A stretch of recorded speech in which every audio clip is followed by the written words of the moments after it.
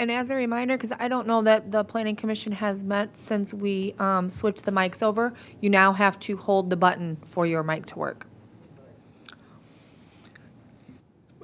Commissioner Adams?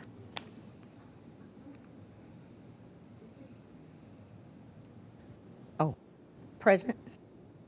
Commissioner Archibald? Commissioner Bell? Commissioner Henry? Commissioner Hensel? Present. Commissioner Marshall? Manager Little?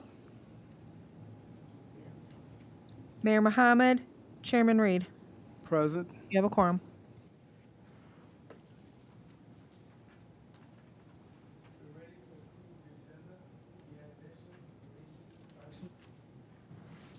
I move we approve the agenda. Motion is made by Commissioner Hensel, supported by Commissioner Adams.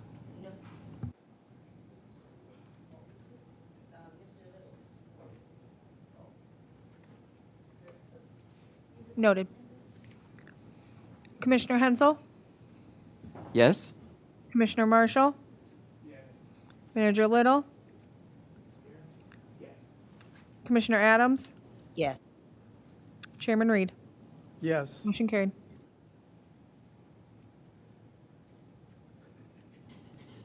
We're ready to approve the minutes of the October 1st meeting. Are there any additions, deletions, corrections? Hearing none, I need a motion for approval. Motion to approve by Commissioner Adams, Sorry. Motion to approve.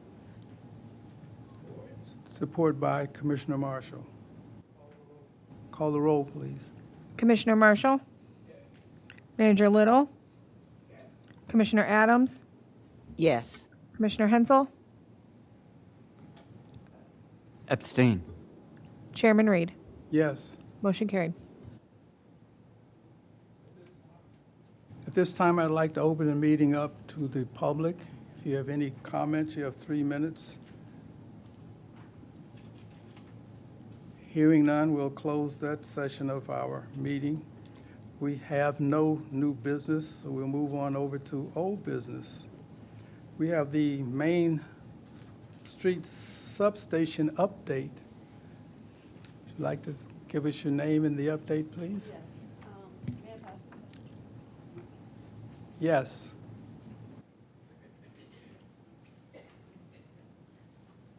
Good afternoon. I'm Mona Livingston, and I am with Indiana Michigan Power, here to give an update on the Main Street substation. Finally, I'm happy to say that the substation work has been progressing. Most of the construction activities are complete. It is now in the testing phase, so they're going to be testing all the wiring, all the transmitters, all the equipment that's there, which should end by February of 2025, and the substation will then go in service. And once the substation is in service, we will then complete the landscaping portion. That'll be the last piece of the project. And I just printed out some pictures just for you to see how the project is looking, how the substation's looking. I just went by Happy Pucci for lunch and saw the substation, and I think they've set the wall back enough. Once the construction fence is removed, it'll allow the city to have a continuous sidewalk there as well, like the original plan was. Did any of the commissioners have questions? Yes, sir. Yes. You mentioned testing. Exactly what do you mean when you say testing? Yes, so they're testing all the equipment, all the switches and relays that they have installed to function correctly, and that does take time because they test every circuit individually on it. Every piece of equipment is going to go through safety and testing to make sure that it's installed correctly and it will do the switching as needed. It's basically a protocol, a safety protocol. And it has to meet all the standards. So when you're testing, does it affect electricity here per se? No, it does not affect Thank- electricity. Commissioner Adams? Thank you, Honorable Chair. I'm not sure what my colleague meant by affect the electricity here. Do you mean here at City Hall? In the city as a whole?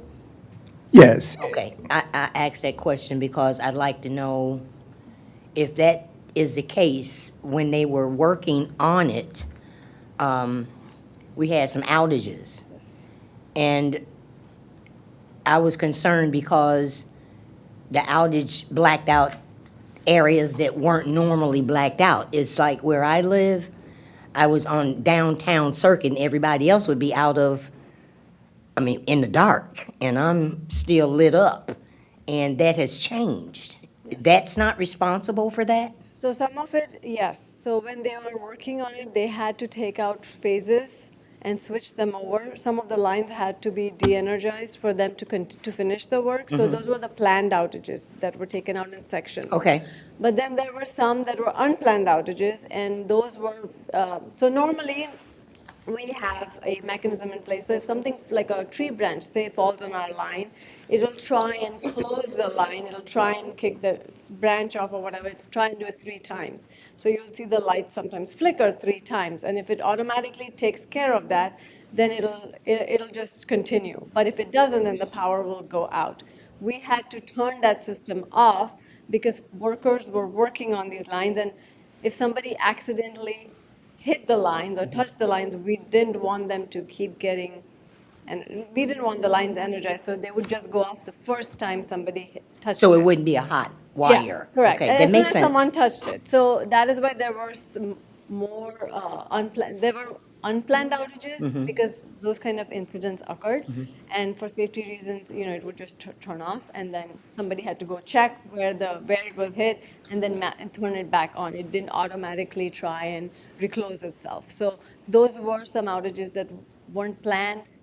We weren't anticipating. They do happen, but there's no way for us to know how many would have happened or pre-know how many would have happened. I only found out because the young lady, when this first started, I happened to had been a sitting elected official and economic development co-chair, as well as legislative chair. And the young lady that first presented it before it went to the state that caused us an energy raise in our electricity, the question became, we'll get to the frontal part of this development in a minute, but the question became so enormous that I got her information, and when things were happening, when the development started, I was able to call her and she would clarify some things, and I really appreciate that. My question is, now that when the lights go out, they go out all over the place, including when downtown goes out, everything goes out. And that didn't used to be, but it's like that flicker that I heard you make mention of. And my question becomes, is St. Joe on that circuit there that's going on in that? There is construction work happening in St. Joe as well. I am not sure if it is connected to Main Street substation, but there are other transmission Okay, so- projects in the area that are impacting St. Joe as well. Okay, so the biggest portion not the biggest portion, lights, electricity is the biggest portion, but there was overall concern about the front, with it being on Main Street. You did move it back, and we wanted to see beauty of the curbside. That's not on here, but it's coming. Yes, it'll start like the project, once the substation is in service, so it's fully functional, and we are no longer, having the traffic move in and out continuously. The last piece would be the landscaping plan that we committed to Okay. 2 years ago, I think. 2, 3, yeah. Yeah. Yeah. Yeah. Thank you. Yes. Commissioner Hensel? What happened to work out then on 10th Street in terms of sidewalks and getting that side done? What? We didn't we didn't have to use it. We were able to get entrance through Wolf's Marina, and that was enough. So we didn't ask to clear the 10th Street. Okay. Thanks.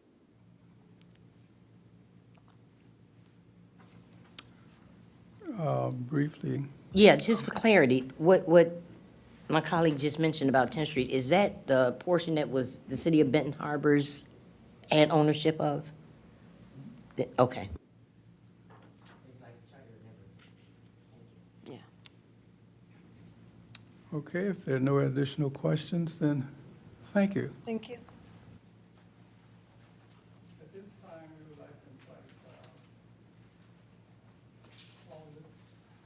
At this time, we would like to invite Paul Lippens up for an update on the zoning ordinance.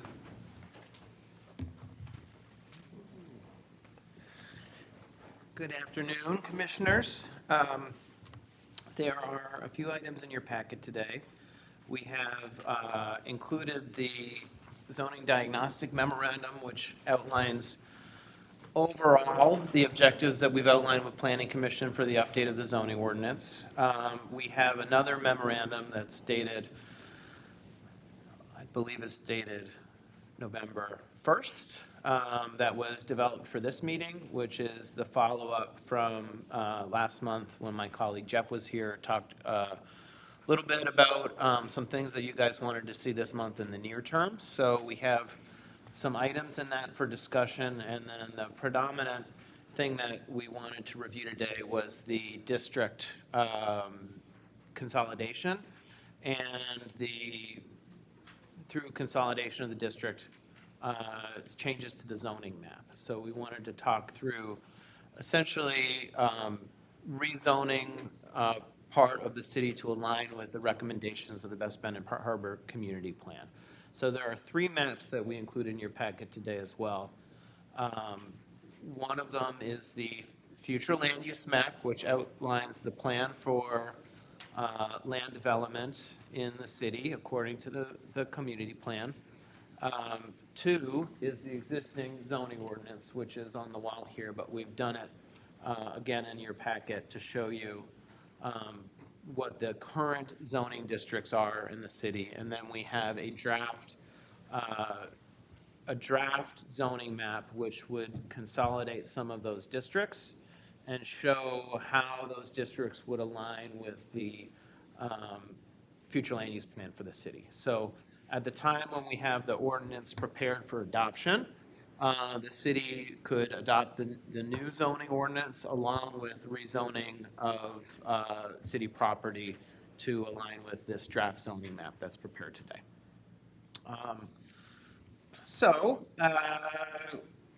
We are here for discussion. The memorandum that we prepared does start with our agenda today. If there are any questions on the diagnostic, we've been through it a couple times, so I would say if anyone has any questions on that memorandum, we can discuss it. Otherwise, it's diving into the zoning district consolidation and draft zoning map. And what do we think?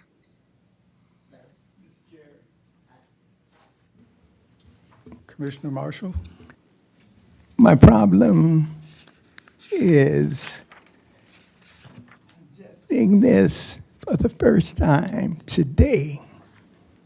I have not had an opportunity to look at it, to go over it, to know what's in it, to ask questions about it.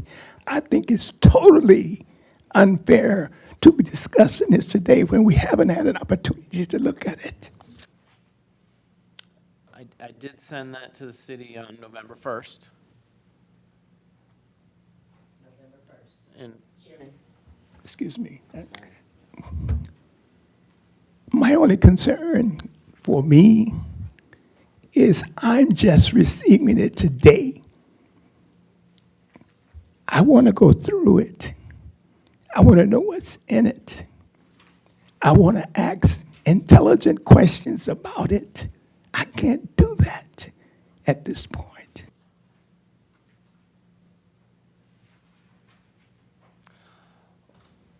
I could, through the chair, I mean, this is a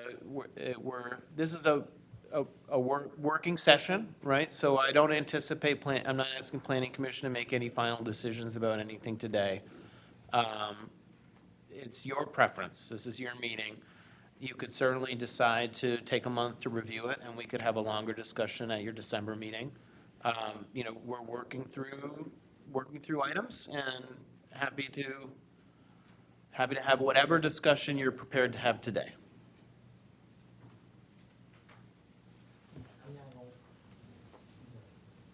Commissioner Adams? Thank you, sir. Pretty much of what my colleague, Mr. Marshall has stated. What portion, I mean, I haven't heard anything on the news or anything else for community stakeholders or residents to be a part in the memorandum portion of this, for it to even come before us even. I know I myself was nominated to this seat and then appointed by the elected officials. So I would like to give the residents due respect as well as stakeholders in the community, the same. Their input as well, just like as we have everything else in the process of the master plan. Thank you. Henry, did you have? Yes, we had this discussion before when your colleague was here, and it has not been clear. I went to the community plan, and I still could not get a understanding of what was put in place for the gentrification proof of the city. And it's so vague, I'm not sure what actions are attached to that. And I need to more, because people are asking, it's there. I thank the mayor for putting it there, but if it has no action, it's just a bunch of words. So somewhere, I need to have that understanding of what is supposed to happen to prevent this.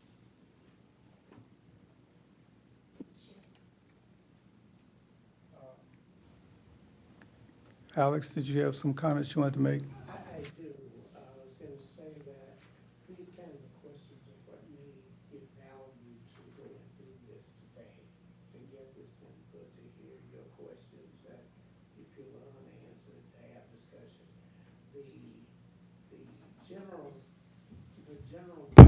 The general population or residents had the opportunity for input as a part of the planning process that created the master plan, which is the origin of much of the what's being brought into the zoning here.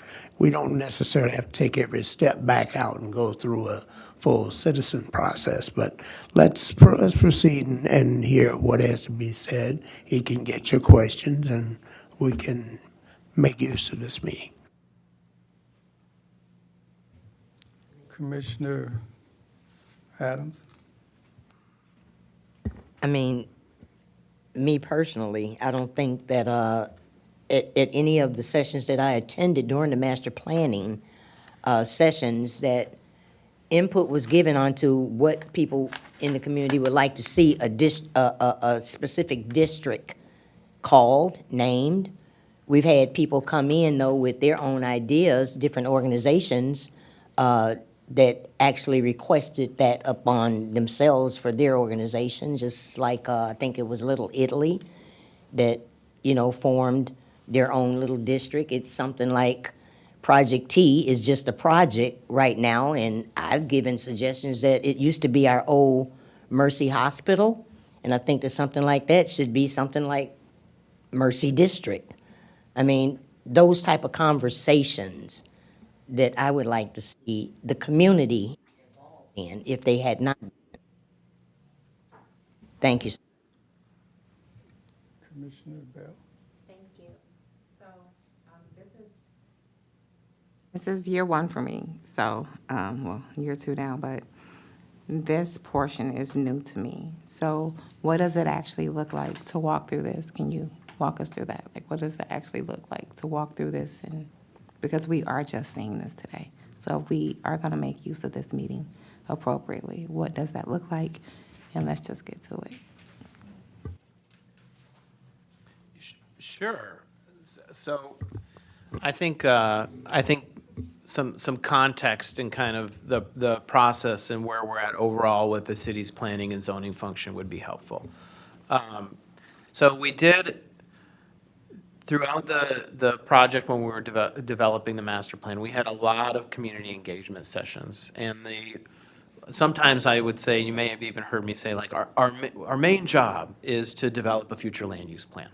That's, sometimes I'll say, this is the meat of a community plan, right? It's the process, it's the document, it's the one map that really guides the long-term plan for how land use is intended to develop in the city of Benton Harbor. And that thread went through all of the community engagement that we did throughout the process. And that map that's in your packet today is the map that's in the Best Benton Harbor Community Plan, which also has the districts described for each of those districts. And the plan also has a list of recommended zoning improvements. The state of Michigan calls that the zoning plan, which these are like the number one amendments that you should make to the zoning ordinance to implement your land use plan. And all of that is in the plan that City Council and Planning Commission recommended adoption and City Council adopted.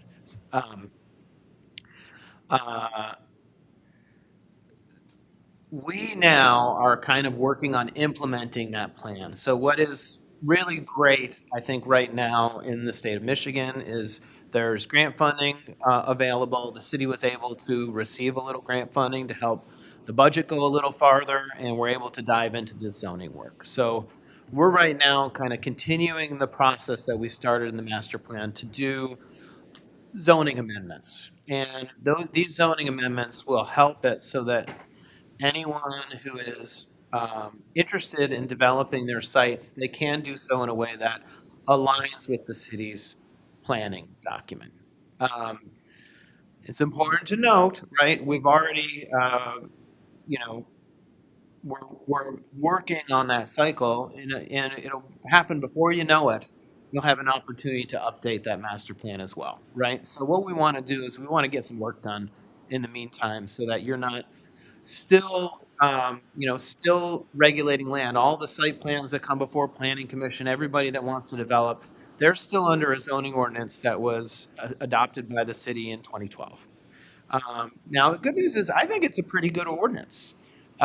In terms of going through it, you have some progressive things in there in terms of how sites are developed and your landscaping regulations. I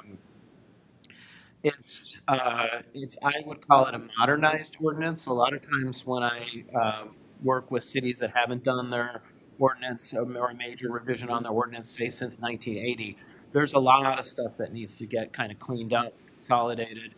You have an ordinance that's fairly modernized, right? So we're able to have kind of a finer tooth comb in what our objectives are, and that's why the diagnostic that we've been through a couple times really has some priority things that were identified by Planning Commission during the process when we were developing the plan, and we've since had a couple of discussions to update it.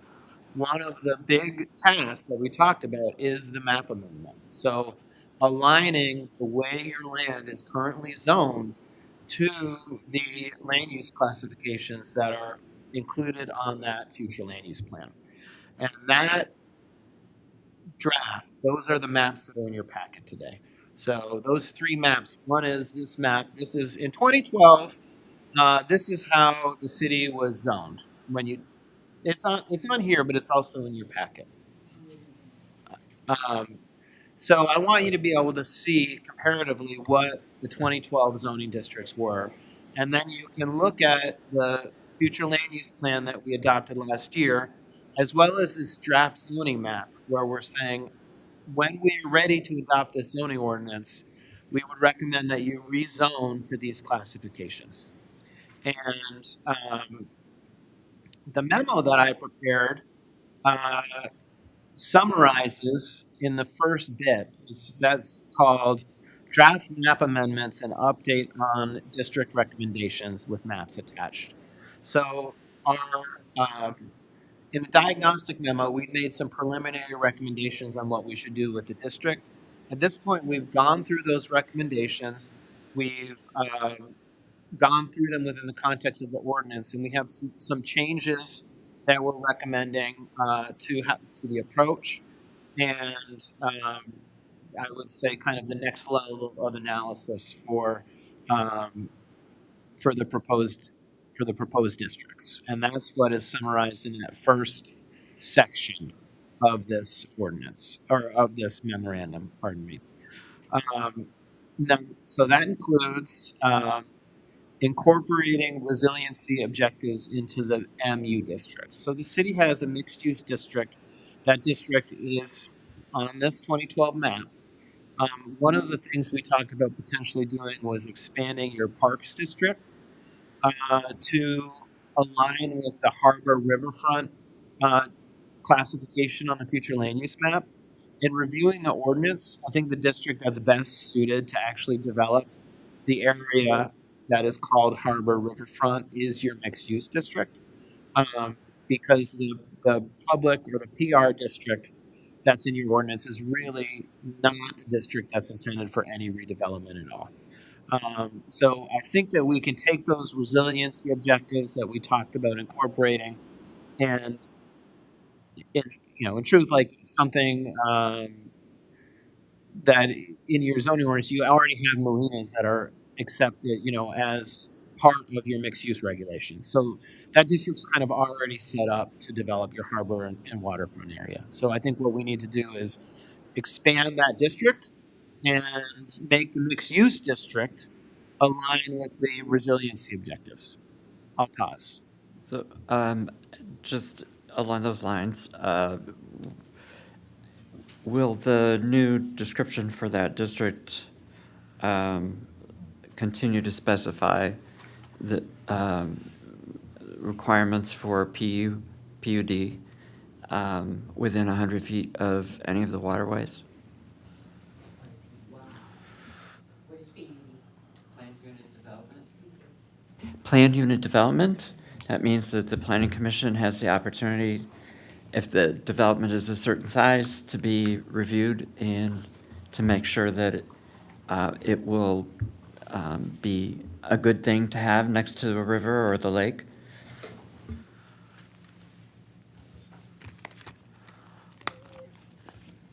Can I ask a follow-up question, or do we want to pause on that or continue? Answer, then we can follow up. Well, my answer is I think this is the preference of Planning Commission. So my follow-up question is a PUD the best tool for development, or is it a higher level of review within 100 feet of water? And so I would say in your existing ordinance, that may have been a decision to ensure that you have that level of review, but is what you want is a more stringent level of review on 100 foot of the water, and would it matter if it was a PUD or another type of development? Commissioner Hensel? So my thought was, we had an issue where we had written into the ordinance in 2012, the section that required a review, and I believe it mentions specifically PUD, but within 100 feet of the rivers, the canal, and the lake. So obviously, not every development along any one of those water bodies of water would necessarily meet the requirements size-wise with the ordinance, but we want to make sure that we would trigger a review of the development and whatever the most effective way to make sure that it's perfectly obvious to everyone who looks at the ordinance that no development can take place along a river or the lake, and I would add Ox Creek, without review.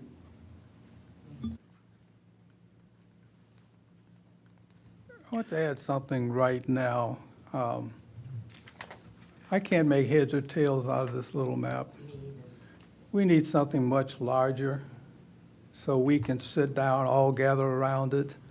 And as we talk about what changes we're going to make, we have the existing document that shows what's existing now.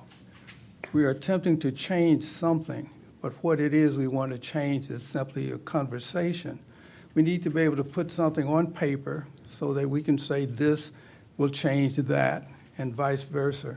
So we can talk to the citizens in the community where they can understand when Mr. Hensel makes the comment that he just made.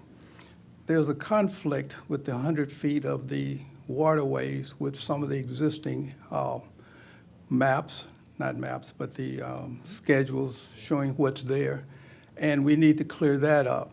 We also need to have the input of the people who live in the area as to how these changes are going to impact them. We don't have that information yet. This is a working session, but half the people here don't even know what it is that we're trying to do, and I understand that. I would suggest strongly that we get together with you and then sit down with the proper maps, reviewing what it is that we are attempting to change and why we think the changes are necessary. If not, we'll show up December not being much farther down the road than where we are now. We need much more input. Commissioner Marshall, then Commissioner Adams. Just briefly, you mentioned the 100 feet setback from the river. We need to enforce that and not excuse it. There's been a situation that I'm aware of where it's been excused as opposed to being enforced. The other issue, I'm talking to the presenter as if he's done something wrong. He has not. If we've got this document on the 1st, we should have received it before now. Here we are in a position to make decisions or discussions, and we don't even know what we're talking about. That's not who I am. That's not who I want to be. And that's not who I will be. Honorable Chair, Commissioner Adams. I want to thank my colleague for that because I really wanted to touch base on that as well as what you brought up. It's kind of hard to see. I mean, I'd like to see our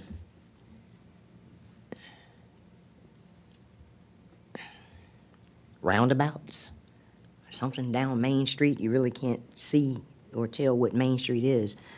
Do these over here, nothing explains mixed use?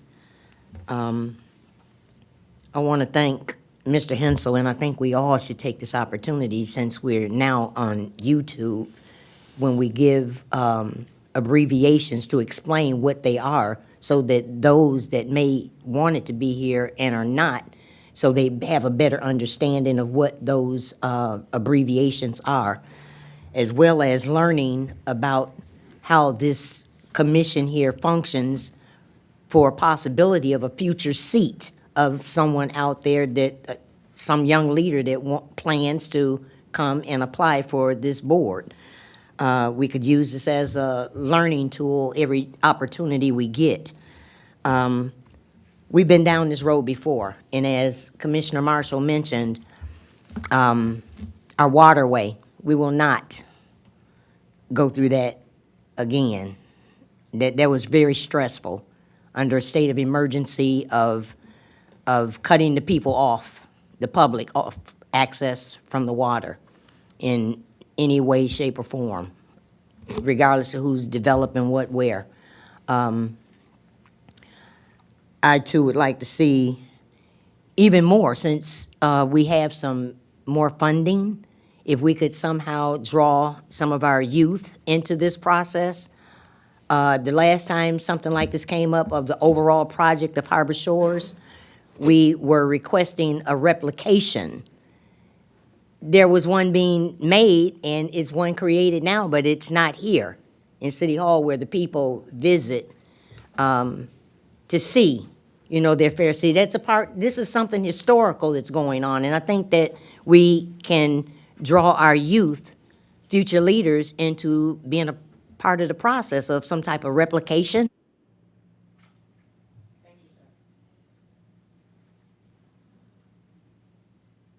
Commissioner Bell? Thank you, Chair. I don't have very youthful eyes, but I am having a problem seeing this too. Is it possible to do like an overlapping map as we compare what was and what is?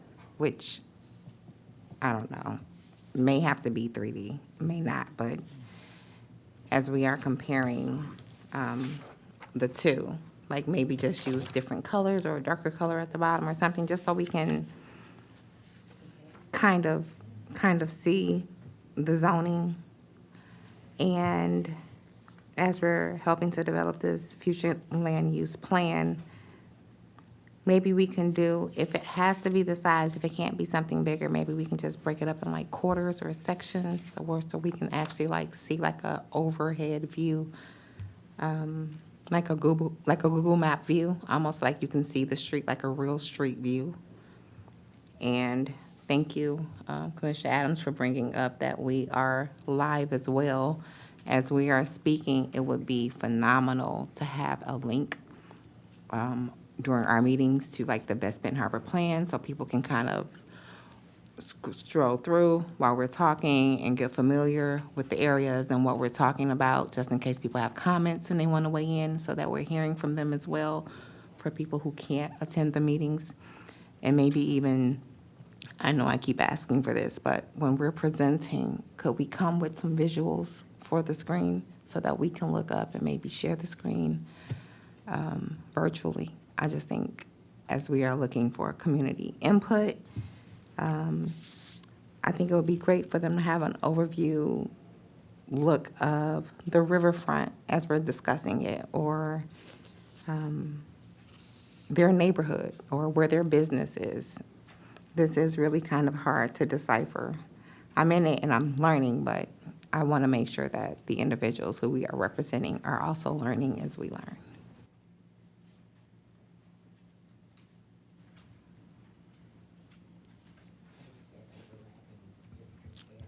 Any more comments, feedback?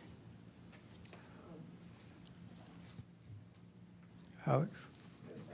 I would just like to offer here, remember this month began with an election coming around, and that kind of changed everything in terms of what people could get out and that kind of stuff. But also as we go through this, because we recognize that you all don't do this every day and you're not expected to remember every detail of everything. We want to just work together and work through this.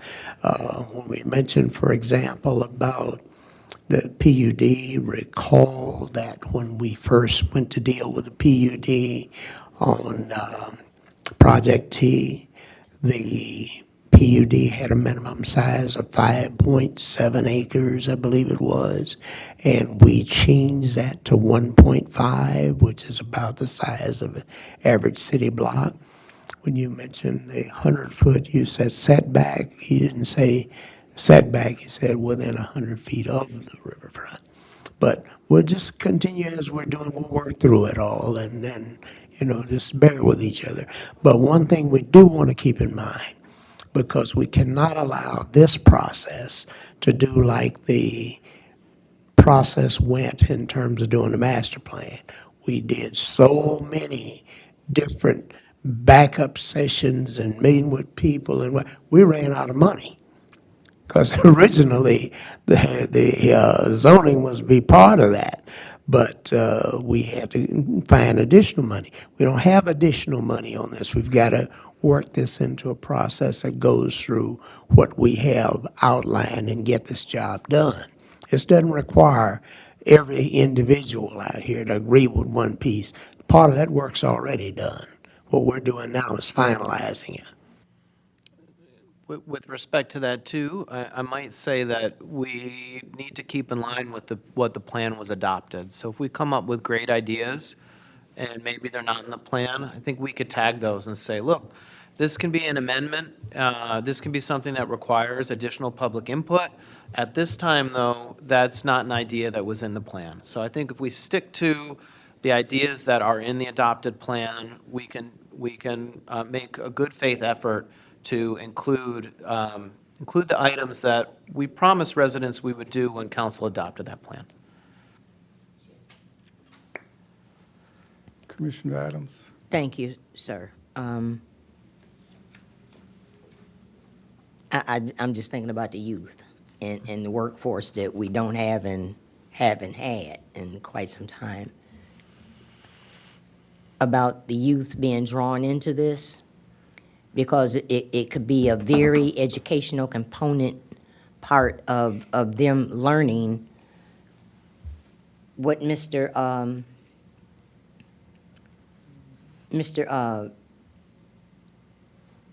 Oh God, no, I didn't forget. Our master, master planning, Mr. Lipton. Thank you. They could actually learn something from him even. And I heard Mr. Little mention something about funding, and you were given extra funding, but there's other funding sources that, if it's at all possible, we can secure some to draw the children in somehow, some way. Just a part of learning a skill. I'd like to see that. But my question is, as legislative chair, I had a lot of people coming through asking questions, and things needed to be rezoned. And I'm sure you, Chairman Reed, probably remember some of those. Are those some of the things that we are taking care of to ensure that it's an easier process when someone comes forth and want to do a development, that they don't have to jump through so many different hoops? Right now, today, we're looking at the previous plan. We're looking at the current master plan that we've just approved. We're looking at what ordinances or changes or zoning needs to be made in order to be able to enforce the new plan we come up with. Right now, we're putting together the diagnostics to come up with the data that we need to be able to determine what changes would be necessary. No reflection on you, Mr. Lippens. You've done your job quite well, and we're not dissatisfied in any way. But I had anticipated something closer to a finished document that we could go through and compare one to the other. Seeing how we don't have all of the necessary information required to reach that point, I'm not saying that we can't do all of this in December, but I don't think we're going to be able to do it all today. So when I mentioned that I would like to meet with you, there's some other information and data that I think would bring us closer to where we need to be. They don't have access to this information, so I'm not going to mention what that is now. When we make it public, it will be very clear as to how we arrived at it and the intent of doing it the way I would like to see it done. We've had many people come before us indicating that it takes months, occasionally years, to get anything done in the city. The process of identifying a zone and what's permitted in it should be something that's very simple for anyone who can utilize a computer.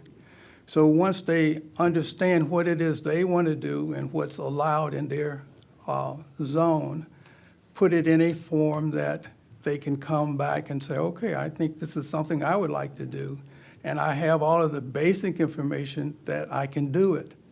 And one of the issues that I've come up with is accessory units, people taking sheds, attempting to convert them into houses. And that's one of the other issues that we need to address. Because I'm looking all over the city and I see little sheds. I'm also seeing people with containers in their backyards thinking that they have something they can rent out. These are the type of things that we want to discuss. Marijuana use, hookah lounges, all of this type of thing, social districts. This is new for us. So when we start talking about we're going to change things, Okay, what's existing now? What would be the benefit of the change? And in what areas of the city we're going to allow it? This is what the current zoning ordinance shows. However, there's a more up-to-date way of doing that. More pictures, more illustrations, simpler charts, color coding, things like that is what I'm talking about. The technical aspects of it, PUDs, TIFs, those are things that we've already discussed. We know how they fit in and where they should fit. So that, I'm not sure we're going to come to all of these conclusions today, but before December, I think we should have the majority of them settled and out the way so that we can have the meeting that we should have had today.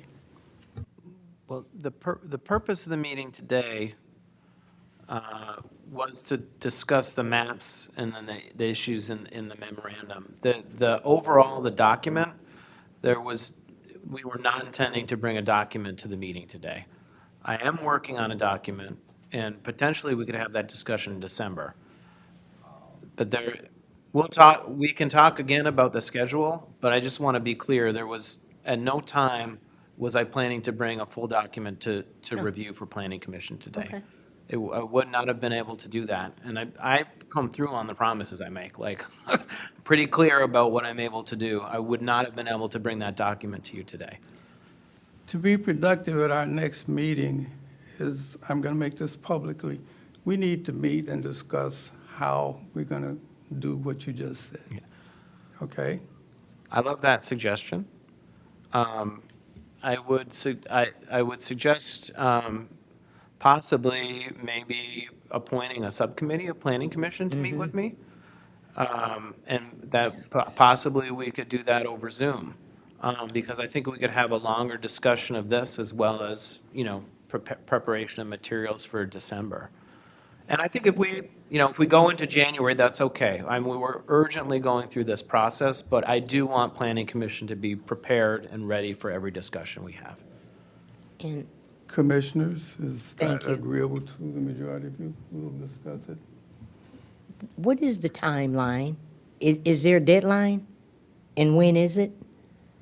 And my next question would be, because when this started, I don't think that it was a large portion of it, but a lot of the meetings that I've been sitting in and listening with the Justice 40 initiative and the decarbonization, it came back to my remembrance of, I was trying to figure out a way as economic co-chair, how I could utilize solar, not so much as solar, but a wind turbine on my home, if it would cut back on, and because we live on a lake that a lot of wind comes through, and if it generates or has the ability to generate and save on energy of a homeowner that chooses to, then that homeowner should have that option to save on their energy.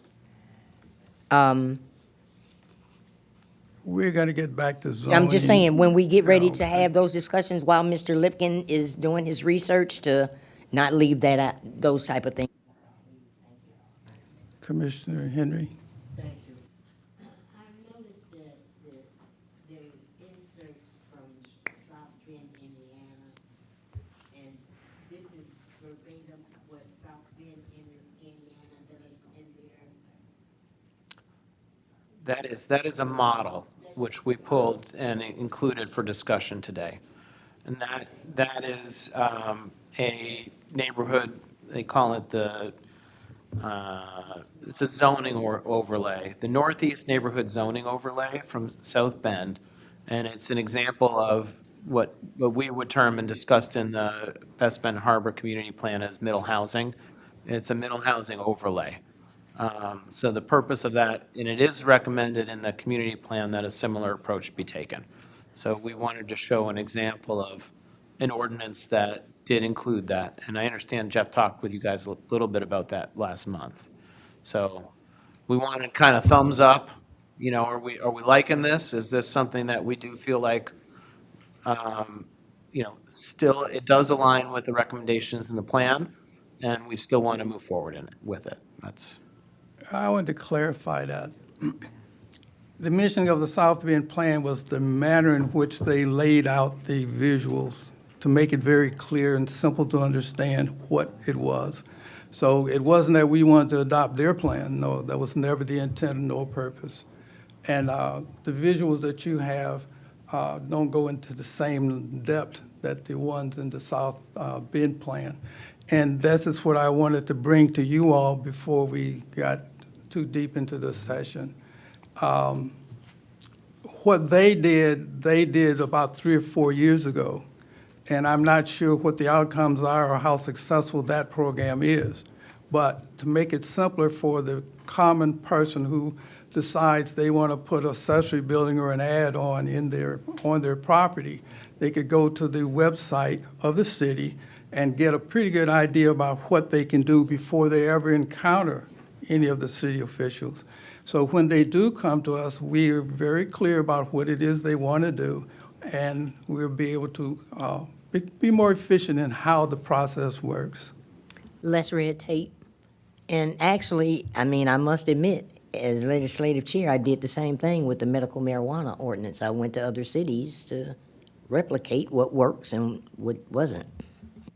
Before we start talking about a subcommittee, what is the point and what it is that we're going to do in this subcommittee that we're going to make it much easier for us to conclude or come to some type of balance by December?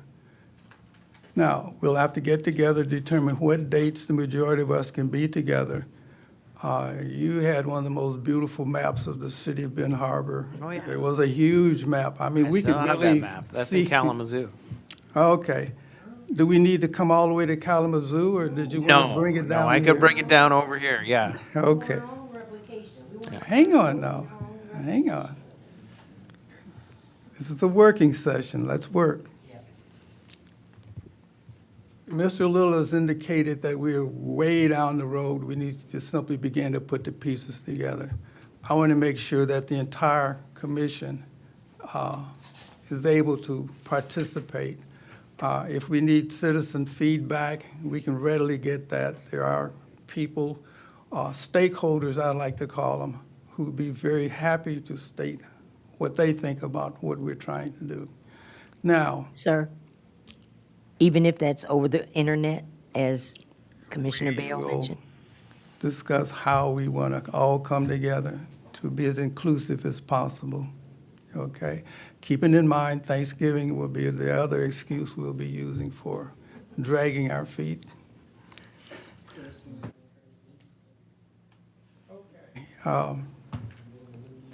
Alex?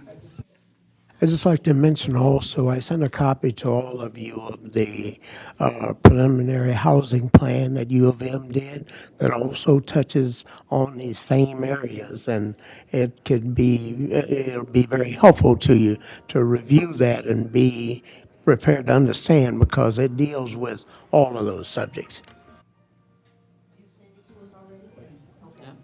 Commissioner Henson?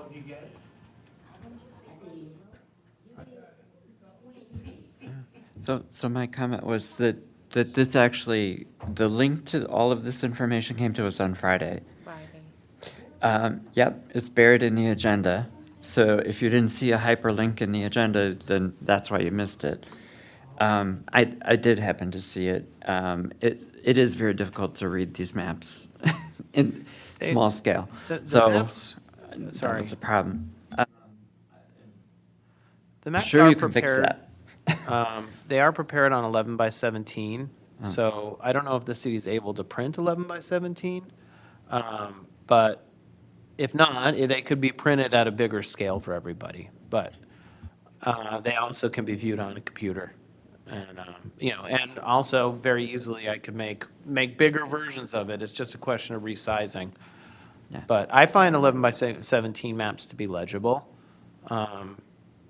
And so the intent was that these would be printed on 11 by 17. Okay. And then I wanted, Mr. Chairman, if we could, I'm not sure what else will be on the agenda in December, but to plan to not have the formal meeting as a formal meeting, but to have a working meeting where we're working around a table with maps and having this conversation. This format does not really allow us to have full-on discussions and to consider we're each allowed to speak, but there's not a lot of give and take among the members, which I think is probably going to be helpful for us to make some decisions to refine the language in the text amendments and to fully understand the maps. Our subcommittee can put together the details of how we want to approach that. Okay. Commissioner? Do we want to give ourselves a definitive date close? I was going to do that before we leave today. Thanksgiving, Christmas, and then the New Year, and then Valentine's Day. I mean, come on. Halloween.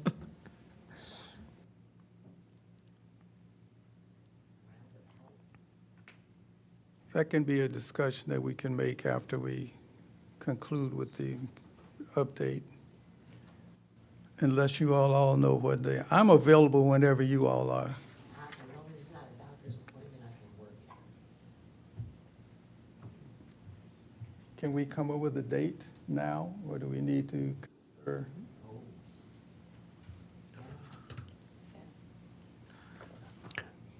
Could we allow Mr. Lippens to finish his update? Yes, sir. Well, I would suggest, since it has been, we've discussed that there's a lot of information in these materials, and we want to have time to review the materials and provide meaningful comment. With the committee structure, it is possible for members of Planning Commission who are not on the committee too to provide comment. So I think that if there is,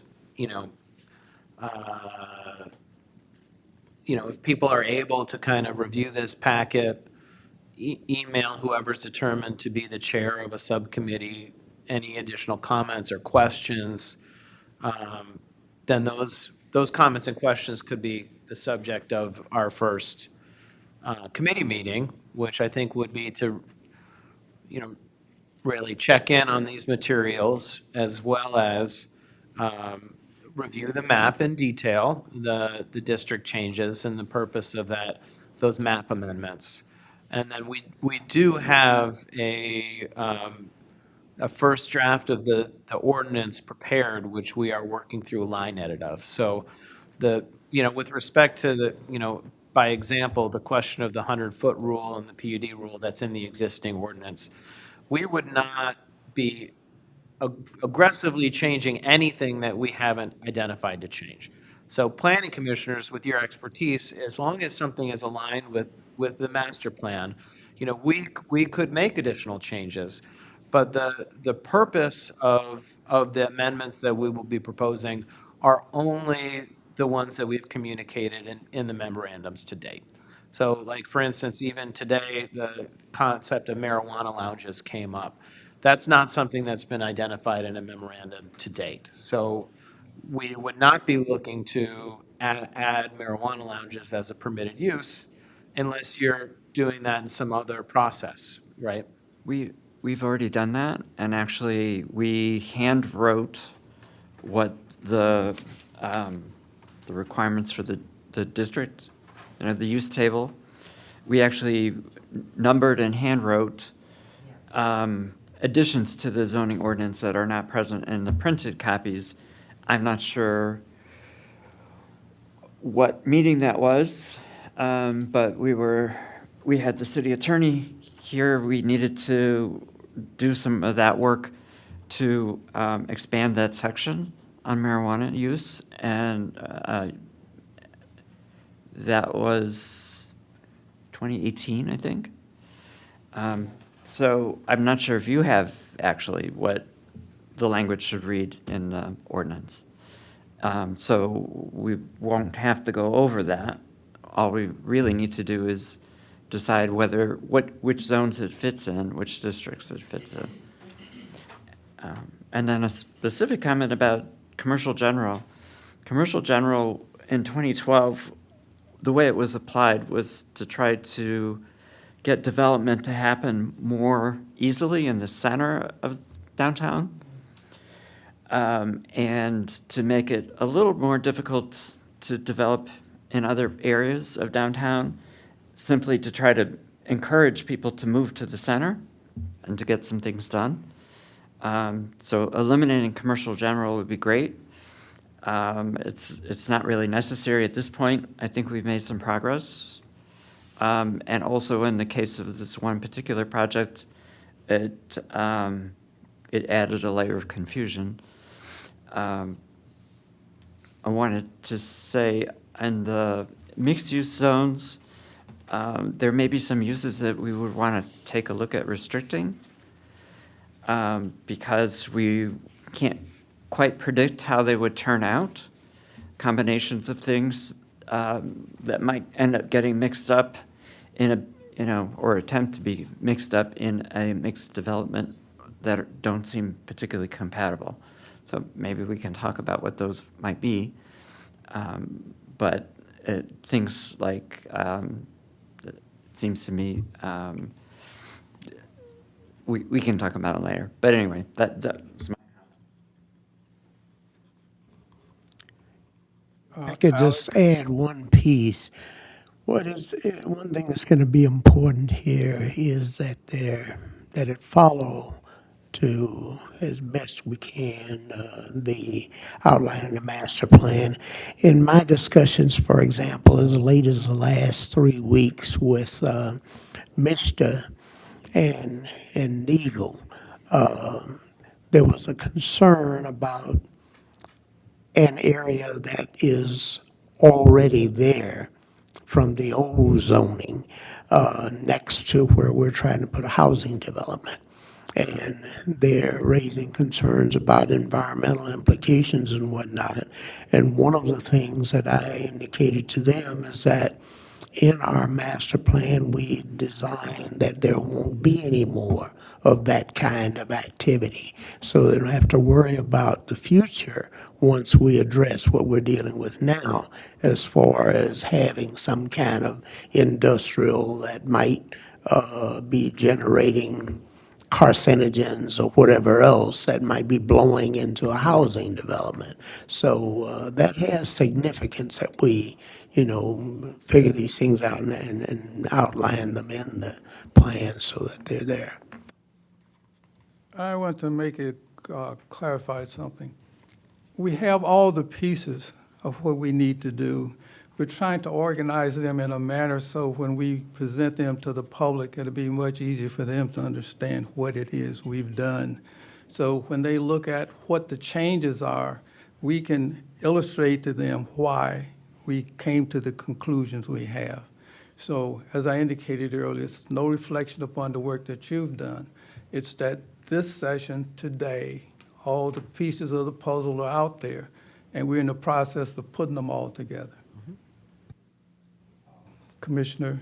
Thank you, Honorable Chair. I want to go back to something that you stated earlier about container homes and something that Commissioner Hensel brought back to remembrance of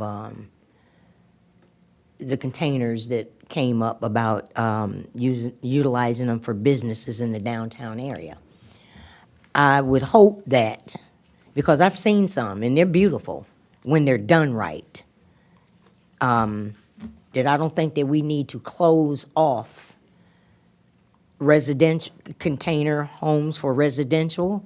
I don't think that we need to cut it off from downtown usage either, because if they're done right, developed properly to beautify as opposed to just setting something down and just, calling it a thing or a business. And absolutely not in the back of a home as a piece of rental property, no. No, but I would hope that we would stay open to container being used in residential area as well as downtown.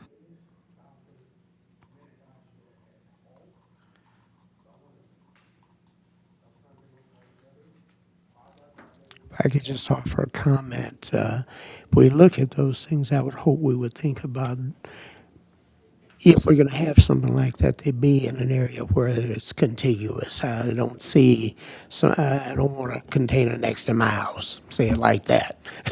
I would like to totally agree that it should be in a contained like development in itself. If we have some homes that are possibly going to be torn down in an area where there's already a lot of vacant properties, so to speak, that would make not quite, but that would make more sense than putting them somewhere else. But let me share a piece of information, a piece of knowledge that I received from somebody from another country on a call. And they did see, there's something about concrete and container homes made of the substance that it's made of. See, we spoiled Americans, but we don't realize how real climate change is. Put some green tomatoes in a cardboard box and set them on the floor. And take some green tomatoes and set them on the concrete. And I'll let you evaluate what needs to happen. Moving right ahead, Commissioner Hensel. So I do see in your document on what looks like page 2, where you're listing different uses. Is it possible, since this is actually an ordinance that will change ordinances, can we not list container homes along with bungalow courts? So that, again, they would be in a specific type of arrangement, but we're adding tiny homes or bungalow courts if we agree to this particular thing. So maybe that's a place we could add them for residential use. And I still believe that containers have a place if the development is designed properly for at least transitional uses in downtown and in the neighborhood commercial districts.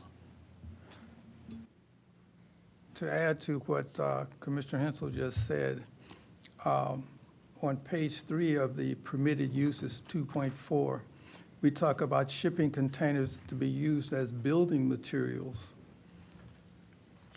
Where is that? On page 3, but it's under 2.4 permitted uses. A tiny home using the structure of the container can be acceptable in many ways, but they are shipping containers. They look like shipping containers. So keeping in mind that property values are based upon neighborhoods and how you group it together. So these were some of the things that we want to take a good look at. And when we start talking about accessory dwelling units, we have to ensure that they meet the building code and are necessary to or are accessory to principal structures. In other words, you don't sit a shipping container out on a lot and think that that's a resident. So that's one of the issues that we have identified and something that we need to be well aware of. Also, open air storage. People put shipping containers all over the place used for storage. Are we going to allow that if that's a shed? Or how do we use these materials? So these are some of the issues and things that we wanted to take a closer look at. Well, if I may.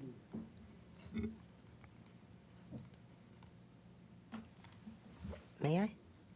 Oh, okay, thank you. Thank you, Chairman, for pointing this out, because all of these things need to be taken into account in special ordinance or use or in whatever form or whatever that looks like. Yep, definitely needs to be in place. I agree. Commissioner Bell. Thank you, Chair. Back to the front of your memo, Paul. We're talking about incorporating resiliency objectives into the MU district, the mixed-use districts. If we are consolidating certain zoning districts, how will the changes affect the public, the residents, and the business owners? Is there a way to, I feel like we're overlapping the maps, we'll be able to see more, but could you kind of be specific about that? And I do have a follow-up question on if we are, well, I'll let you answer that one first, sorry. So, for the question of residents, what would be the potential impacts on changes to residential districts as we make ordinance amendments? I think the big one is the way that middle housing could be permitted in the residential district on that map. So you have on the 2012 zoning map, the RS Single Family Residential District. And what was supported in the master plan was incorporating more middle housing types into the residential district. So thinking about permitting duplex, triplex, small apartment buildings, and bungalow courts. And that kind of terminology has come up a few times with respect to container homes, but there's also, traditional architectural styles for those types of uses. And essentially, that's single-family development on, what would wind up being in Ben Harbor, 2 to 3 residential lots would be required for building that type of a courtyard, single-family development. So those strategies are included in the Best Ben Harbor Community Plan, and implementing those changes to the RS district are what is described in the memorandums, which we've been kind of reviewing from a strategy perspective. And, also reflected in that list of permitted uses, things that we'll be looking at updating in the use table. There is also a neighborhood mixed-use category, which we've recommended be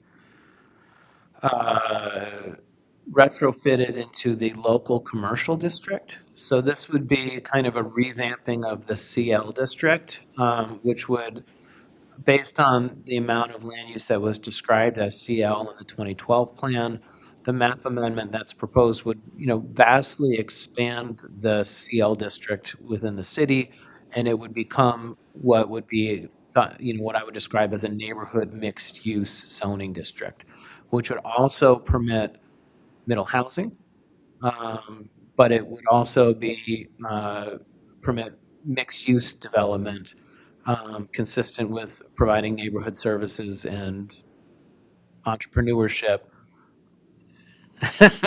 opportunities around the city's neighborhoods. So it does correspond to the future land use plan.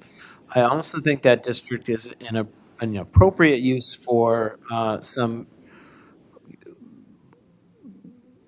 larger or more intensive middle housing opportunities, some more apartment buildings, like your 12-unit apartment building to 24-unit apartment building. We can talk about the triggers in terms of what the appropriate scale and sizing of different unit types are by district, but that is kind of a big shift, is the CL district becoming a more prominent district in the city, but because it will also be more inclusive of residential housing types. So those middle housing plan are renderings in the master plan. Commissioner Bell? Thank you, Chair.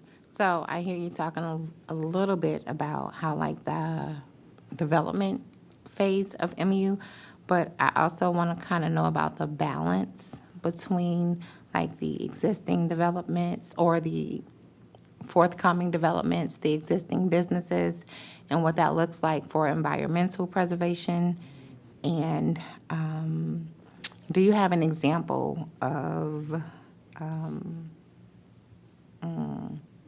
like what's on the new zoning map, because I'm sorry, I just cannot read it. I'm really trying, like, what in that question differs from the current map? Yeah, that's kind of what the first part of that memo is outlining. So when everyone has an opportunity either to look at an 11 by 17 map or kind of compare it on your computer with the memo, that first section of the memo is kind of summarizes some of those big picture changes. But I think that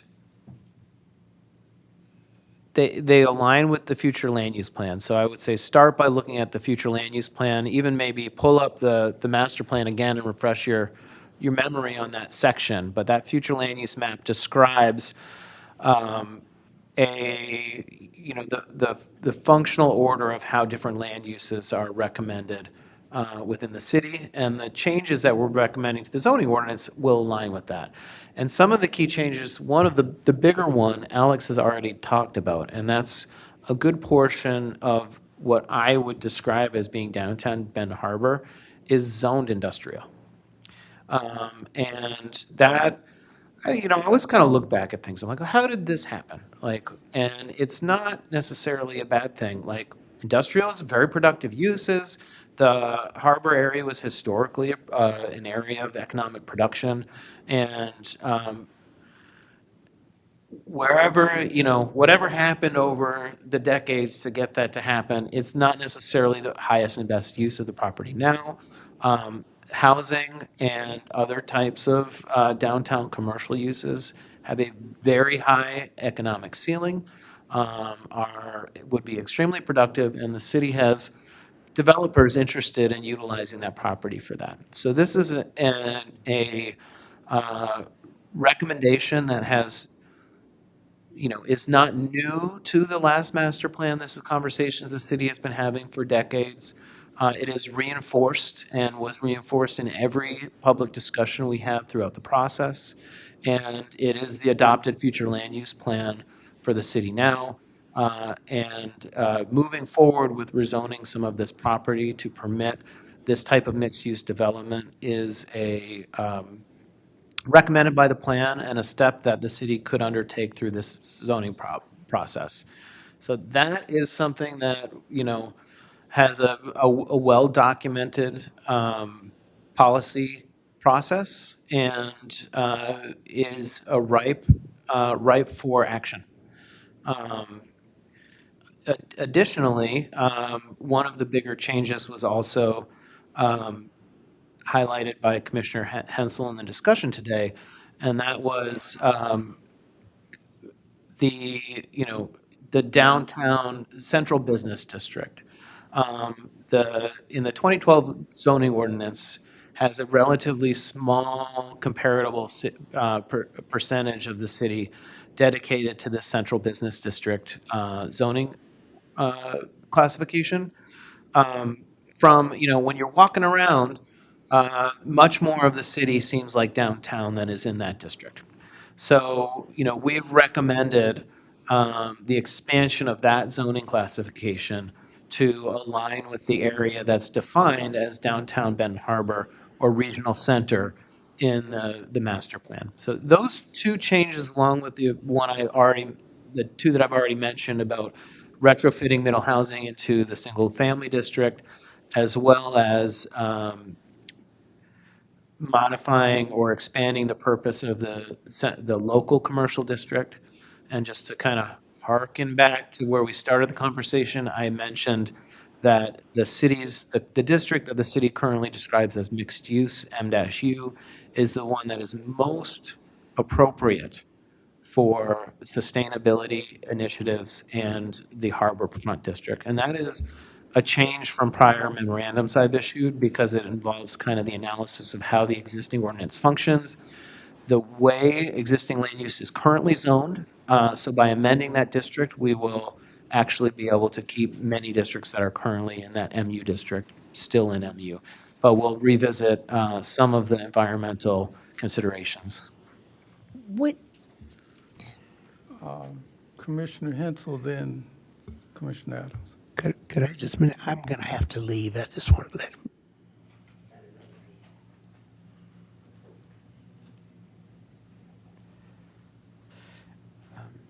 So it's kind of a change in subject, but on page 12 in the parking ordinance, caught my eye, and this is important because it connects up with this discussion about mixed use.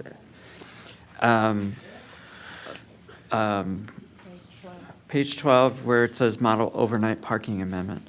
Am I reading this wrong, or does it say that there won't be any overnight parking at line number 3? And if we're going to meet our density goals and have enough parking for the residents that we hope we will have in those areas, we're going to need to have on-street parking so that we can use the square footage of the lots for the buildings. And also to avoid tearing buildings down and creating parking lots, which are not productive economically for the city or anyone else when we have miles of street that can be used and should be used not only for parallel parking, but especially in some of the areas where the streets are exceptionally wide through downtown, angle parking. We would gain parking, I think, at the end of the day if we put that use to all the streets, the numbered streets. Adams? Thank you, Honorable Chair. Angle parking, we tried that when they were working on Main Street. That's when that should have happened, because we lost a lot of everything. And it would have slowed down traffic coming through that they could browse and peruse to see our empty lots. But anyway. Anyway, the residents that do live downtown, just like we give a pass to Benton Harbor residents for the beach, those same residents that actually live in our downtown area could have such a thing. But in the wintertime, they want to be maybe in the parking lot where there was discussion about putting paid meters, but again, they wouldn't have to because they're downtown residents. Snow plows would need to be able to get through. So just doing things that make sense, I'm thinking. My question becomes, I visited this, it's been 20 years, 22 years, and the same conversation still happening, but I heard Mr. Limkin mention it, and even then, there were a lot of stakeholders at the table. There were a lot of stakeholders at the table that actually agreed that the downtown area should remain mixed use. And it was easier to go back and do a thing as opposed to putting a specific anything on it that would make it harder for a developer or business owner to have to go through it, hoops and red tape that we're trying to eliminate, if that makes sense. So my question becomes, in the midst of all of this, to eliminate even more red tape, back when you were describing to Commissioner Bell about the housing and its different formats, what part of the process in all of this is our code enforcement officer playing? Because that is very important. If we're putting ordinances and maps and everything on our site, and me, I'm a developer, and I come forth and I'm looking to see exactly what I need to do to have all my ducks in a row to keep from jumping or coming down here fussing at the elected officials. Because those two things that's going on here work hand in hand together. Is the code enforcement officer working with you? Because if I'm building a house, I need to be able to look on the site and see that, okay, I need to be this much footage from this portion of the sidewalk, this much portion back from the sidewalk, you know what I'm saying? Is that happening? Where is Benton Harbor code enforcement in all of this endeavor of our master plan and ordinance updates? I hate to bring this up, but several members of the commission have to leave, so we're gonna no longer have a quorum. So is there anything that we need to vote on or move? We Did need, we get our subcommittee set up? not yet. Now, what you were talking about is code enforcement. It was a question, because they go hand in hand. If I'm a developer and I want to build, I should be able to look on the site and save myself from coming down here too many trips, wasting gas, putting more fumes out into the atmosphere. That's what I was suggesting when I was talking with you all about the format of the tables, pictures, the procedure. Everything is basically pictures instead of all of the written legal language that we normally have to put up with. But those were some of the things that I found in the South Bend zoning ordinance, the use of pictorials to demonstrate what it is that they're trying to do. So the answer to your question is that the ordinance is enforced by the code enforcement. They go out and make sure that you do that. These are the people that say yay or nay if it comes to compliance. So you Okay, have well, an maybe- ordinance, now how do you? Is And that it's too, basically, they are, I won't say Wait a the minute. police of the ordinance, but that's basically what they do. They go around and Did make I- sure that everybody's complying with the okay, ordinance. did I hear you say two different things, though? Code enforcement and Compliance, compliance. Okay, so let me rephrase my question very quickly, because if they are two different things, then all three need to be working together. And them in the midst of out in the community doing their code enforcement tasks at finding people that they find are breaking the ordinances or city laws or what have you. It's their task to have a list of developments that's going on. Developments that's going on and stop and check. And then let them know. I mean, but anything that I want and need, I should be able to find it on the site to make sure that when that code enforcement officer or whoever comes by, that I'm in compliance with this is whatever where that your ordinance building is. permits come in. So when they apply for a permit, they're given a review of whatever it is they want to do.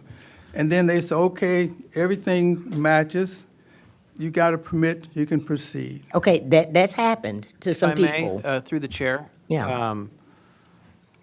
We will not be fundamentally changing the role of the code enforcement or zoning administration in the revision of this ordinance.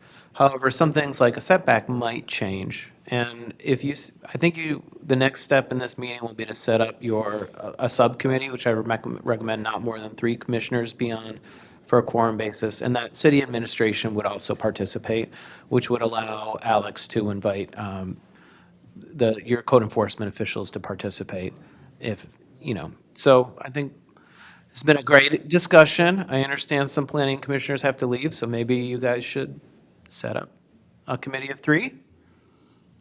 Mr. Chair, excuse me, I have to leave. I would be interested in serving on that. Mr. Hensel wants to be on that subcommittee. Commissioner Bell and Commissioner Henry.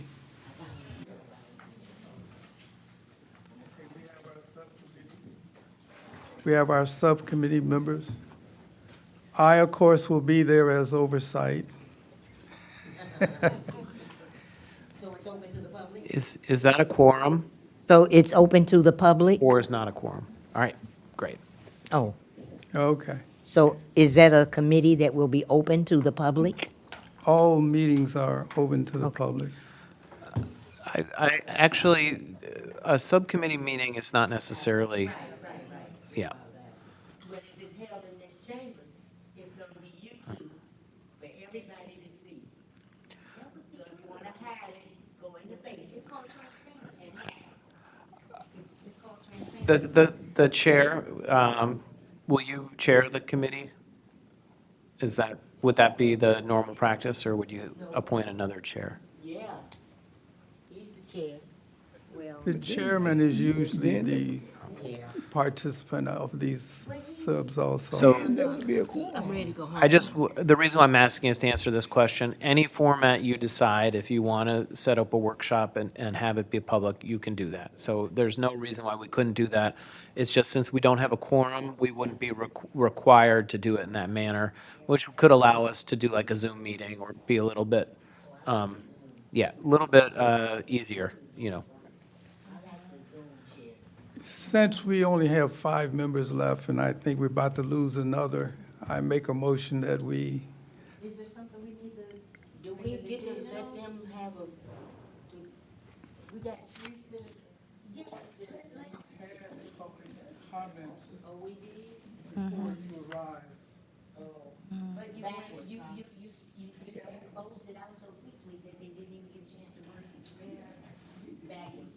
That's all right. Mr. Marshall, are you able to stay until we can get this final thing over with? I do have one question. We've been discussing this for better than an hour. What are we going to do with it? We have all the pieces we need. We need to put them together in some type of coherent form so that when we come back to meet in December, we'll have everything laid out in a manner in which all of us can readily understand. We will have looked at the visuals, the pictures, compared with what some other successful communities have been able to do. And we're going to put that all together, and that would be the package that we're going to present to the public and say, this is it. If everybody agrees, then this goes before the city commission, basically, and you all approve it or not. But we're going to do nothing with it today. We've done quite a bit today. We really did quite a bit. As far as moving it forward, Yes. we did. Everything we need to basically do is here. We just need to put it in some type of coherent form or format for the general public to understand what it is that they're going to be. Paul, help me here. Okay. Well, we're gonna do a subcommittee meeting. I would say I don't know if there was a vote, but there was consensus on the members of that committee. And we discussed, for the rest of Planning Commission, you may submit comments on the materials today by email to the chair. We will consider those comments at the committee meeting. We have the memorandums and the draft map that have been prepared. We are working on the text version of the ordinance, which we will be prepared to discuss in committee. We can make a decision in committee whether or not we want to meet multiple times. If you decide you would rather come in January than December, we can communicate that at the December meeting. But the schedule was to develop a draft for December, and then Planning Commission can determine when you want to set public hearing, whether that's January or February. I think there is time in this process for you guys to process, think about the document, and make sure that you're prepared for setting that public hearing. Mr. Chair, to answer your question, I'll be leaving in 10 minutes. Okay.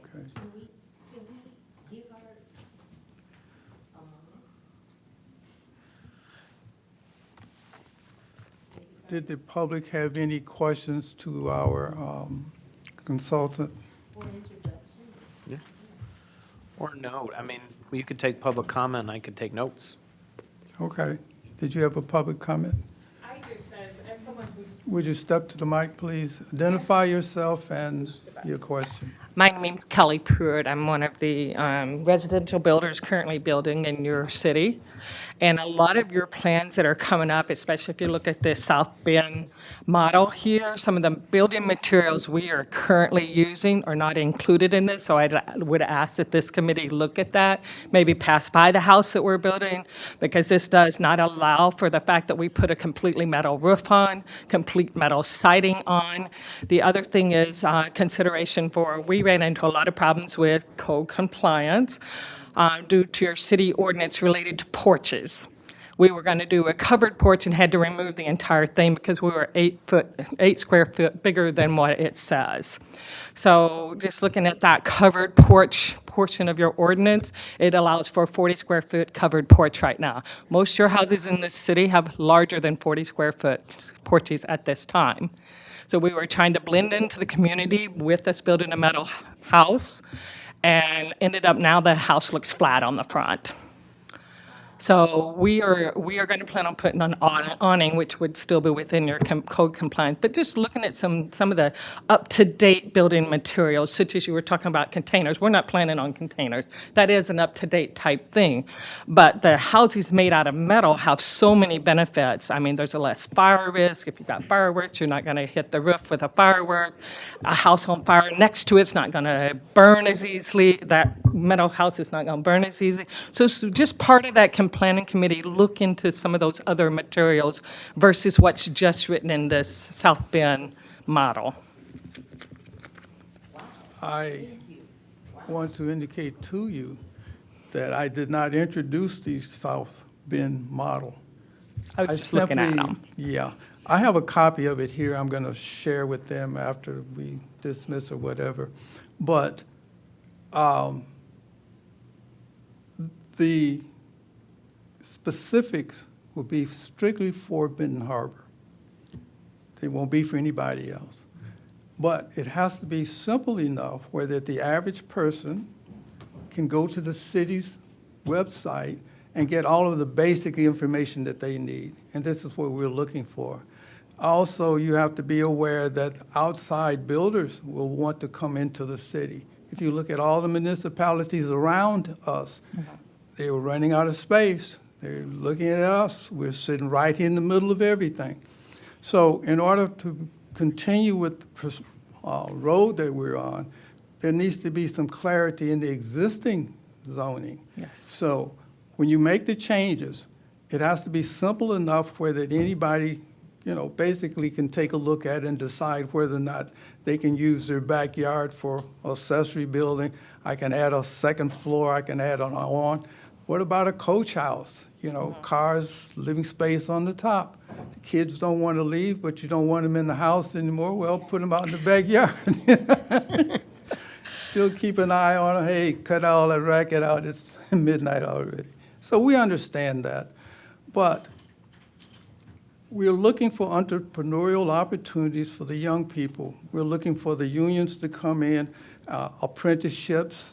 Young people can build the houses. We're looking at incremental building for downtown. You start off small and you work it up. We want people who live in the area to be able to, the people who work in the area can live in the area. So we're looking at workforce housing.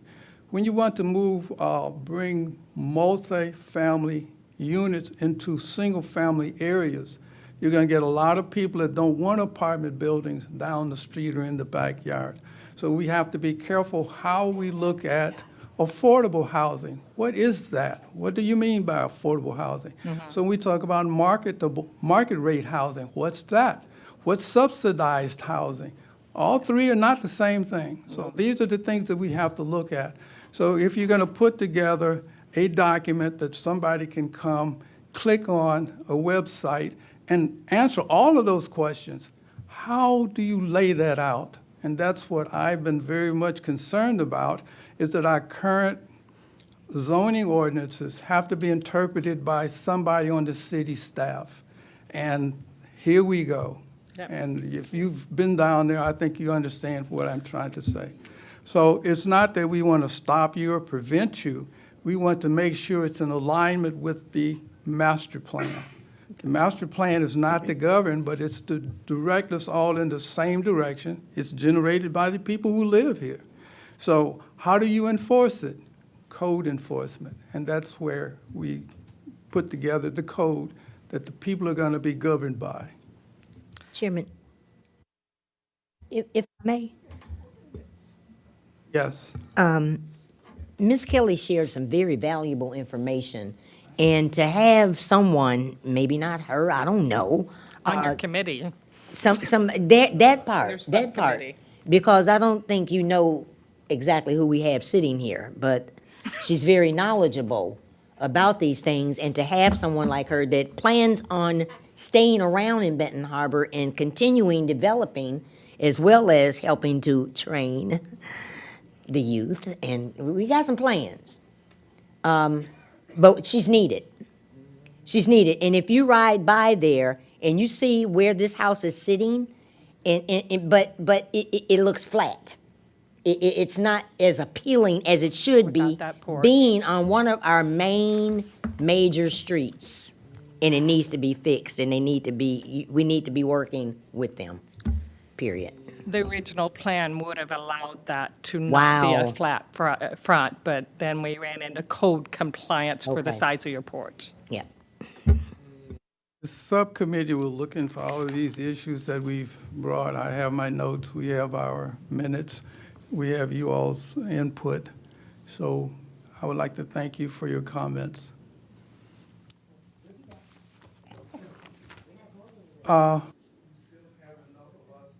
Make a motion to adjourn. I second.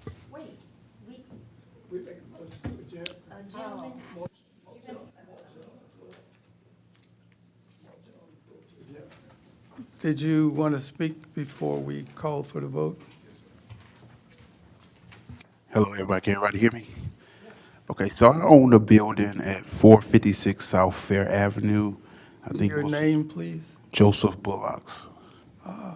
Yep, and so I own that building, got it 2 years ago. We was using the building, when we bought the building, it was a event center. And that's what it still is today. But now we getting ready to go through planning commission again.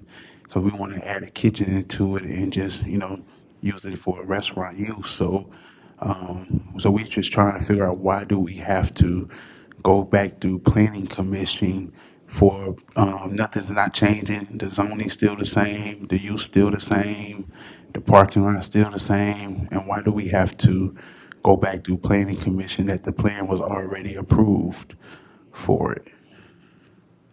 Okay, the motion on the floor right now is to adjourn, but if you're willing to stick around, I'll talk. Okay. Call the roll, please. Commissioner Adams? Yes. Commissioner Bell? Yes. Commissioner Henry? Yes. Commissioner Marshall? Yes. Chairman Reed? Yes. Motion carried.